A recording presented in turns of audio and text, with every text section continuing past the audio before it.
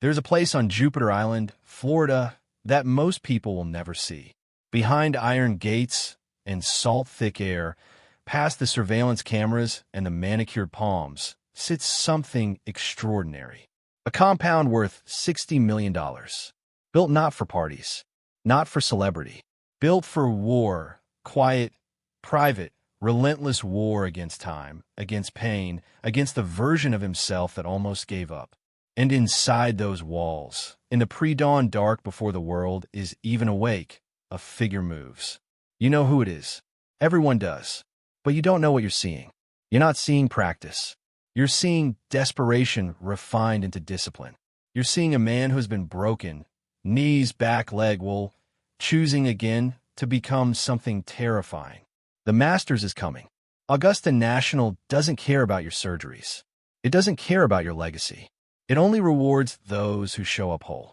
And Tiger Woods? He is not whole. He hasn't been whole in years. But something has shifted. Something in his eyes, in his grip, in the way people around him are suddenly very careful about what they say in public. And there's a woman, watching, quiet, present, Vanessa, and she sees something the rest of the world doesn't yet believe. If you've ever doubted someone who refused to quit, someone everyone counted out, this story is going to hit different. Subscribe and stay with us. This one goes deep. Let's go back. Because to understand what Tiger Woods is doing behind those gates right now, you have to understand what it cost him to get to this moment. Not the car crash in February 2021, though that was the moment everything nearly ended. Not the 2008 U.S. Open, where he limped through 18 holes on a shattered leg and still won. Not even the years in the wilderness between 2010 and 2018, when the tabloids feasted on his personal life and the golf world quietly accepted he might never be the same again. No, to understand Tiger right now, you have to go back to a little boy in Cypress, California, who had a driving range in his garage and a father who told him over and over that he was going to change the world. Earl Woods was a complicated man, a Vietnam veteran, a man who understood psychological pressure because he had trained his son to endure it. He used to walk across Tiger's putting line. He would jingle coins mid-backswing. He would whisper doubts and watch his son refuse to flinch. Earl wasn't being cruel. He was building something indestructible. Or trying to. Because what no one tells you about the indestructible is that even they have a limit. And Tiger hit his.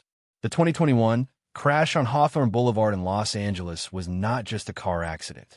Surgeons who reviewed the case described the injuries to his right leg as the kind you see in high-speed collisions or battlefield trauma. A comminuted open fracture of the tibia and fibula. Damage to the muscle, tissue, and bones so severe that amputation was initially considered. When he came out of surgery, the first questions weren't about golf. They were about whether he would walk normally again. And Tiger, lying in a hospital bed, gave his first public statement through a PGA Tour post. Quiet, measured, grateful to be alive. No drama, no self-pity. And that told you everything you needed to know about what was coming next. Because men like Tiger don't process suffering the way other people do.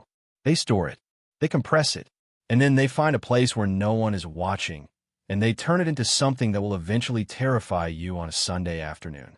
That place is Jupiter Island. The compound he built there is not simply a home. It is a performance machine. Reports from those who've seen elements of the property describe a short game facility, a putting green tuned to Augusta-like speed, a gym that rivals elite sports franchises, an indoor swing bay with launch monitor technology, a hydrotherapy pool, and a team of specialists, physiotherapists, biomechanics experts, mental conditioning coaches, cycling through his schedule with military precision. He doesn't practice golf. He engineers it. Every session has a purpose. Every rep is measured. Every data point feeds the next decision. Think about the kind of mind that builds that. Think about someone who has stood on the 18th green at Augusta 4 times as champion and still believes he needs to be better.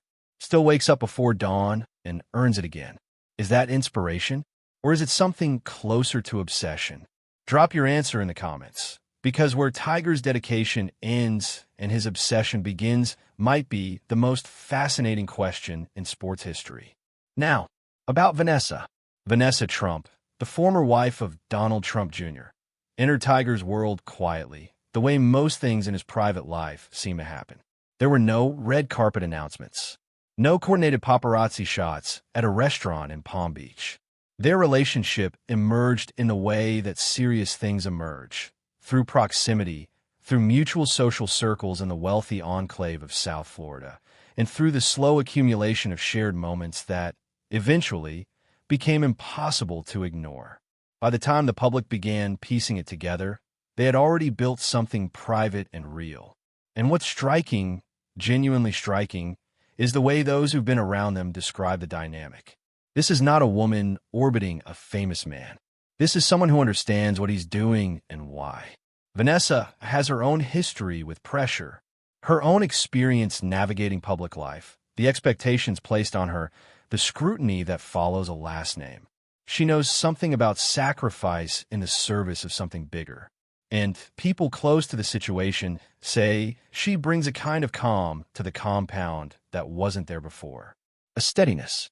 A reminder that there is a life worth protecting on the other side of whatever happens at Augusta. That matters more than most golf analysts will ever admit. Here's something the sports world consistently gets wrong about Tiger Woods. They evaluate him as an athlete. They look at swing metrics, ball speed data, strokes gained statistics, and they make their predictions. And they're consistently humiliated when he walks onto a major championship golf course and does something no algorithm predicted. Because Tiger has never been purely an athletic story. He has always been a psychological story, a story about the interior life of a competitor. And the interior life of Tiger Woods in the months before a major is a climate that very few people get to experience. It is singular. It is consuming. It is, by virtually all accounts from caddies, playing partners, and coaches who've worked with him, unlike anything else in professional sports. His focus narrows. His social presence contracts. He communicates in specifics. He doesn't do anything that doesn't serve the goal. And those around him, the good ones, the ones who've lasted, learn to read the weather. Vanessa, it seems, has learned to read the weather. If that moment meant something to you, if you felt something shift in your chest when he hugged his kids on that green, press the like button.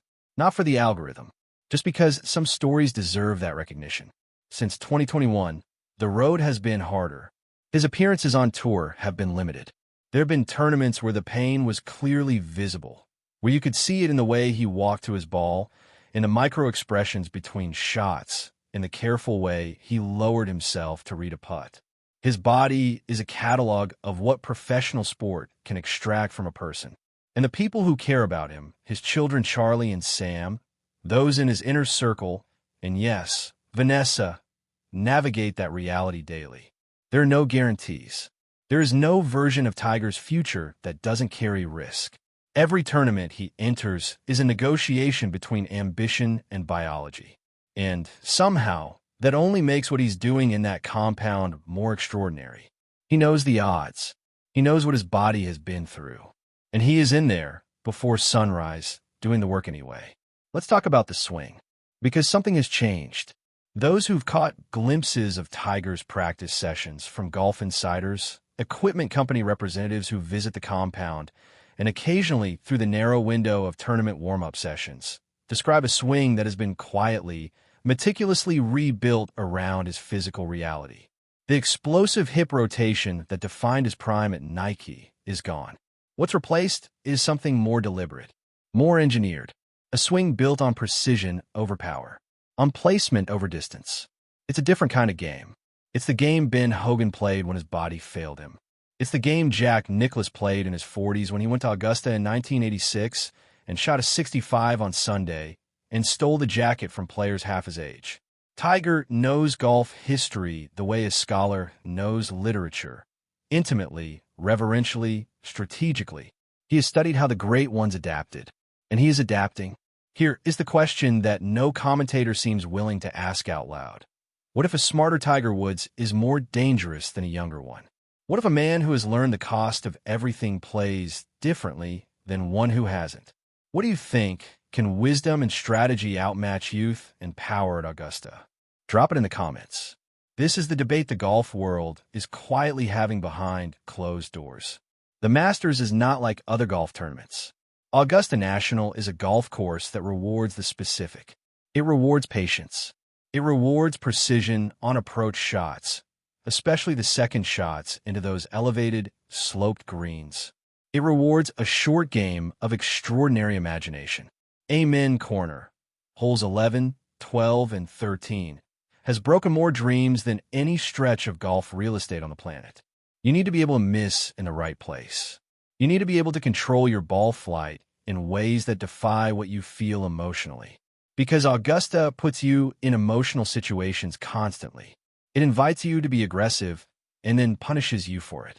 It asks you to trust yourself at the exact moments when trust is hardest.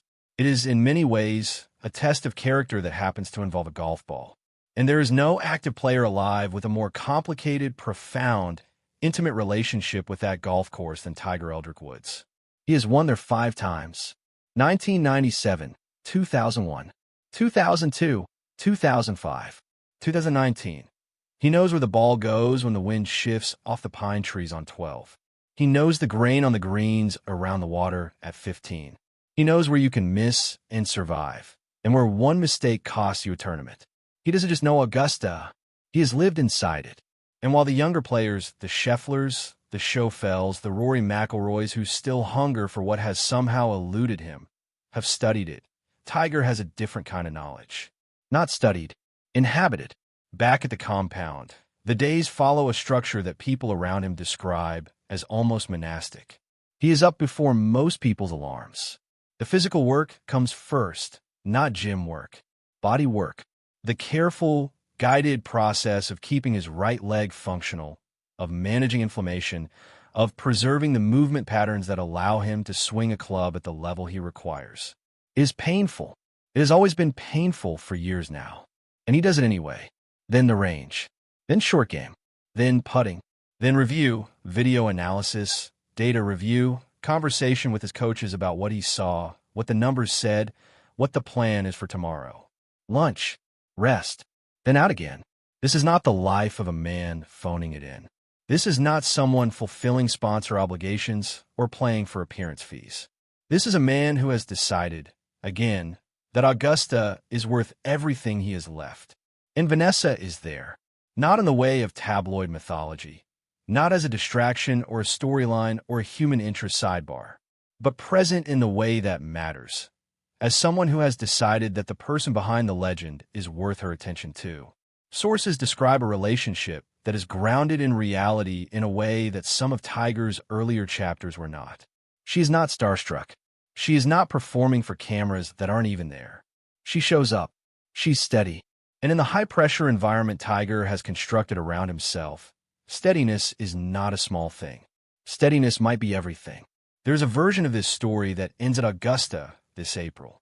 That ends with Tiger walking up the 18th fairway with the patrons screaming around him, with that jaw set in the way it gets, with something burning in his eyes that the television cameras always catch and never fully explain. There's a version of this story where he does something at Augusta that the world will talk about for the rest of the century.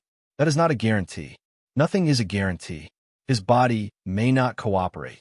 The weather may not cooperate. The golf gods, who have both worshipped and tormented this man, may not cooperate. But what happens in that compound in the weeks before Augusta is not nothing. It is not a publicity exercise. It is a man in the fullness of what he is, complicated, damaged, brilliant, obsessed, human, choosing one more time to become something that terrifies the golf world.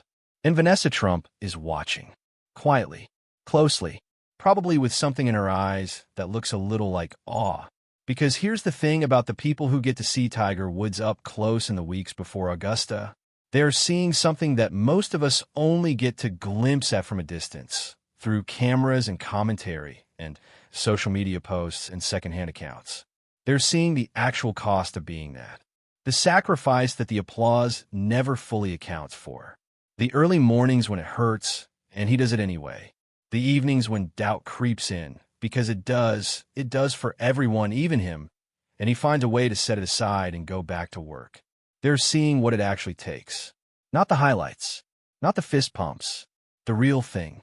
If this story made you see Tiger Woods differently, not as a brand, not as a statistic, but as a human being who is still stubbornly, magnificently fighting, then this channel is where you belong. We tell these stories because they matter. We go inside the moments behind the moments.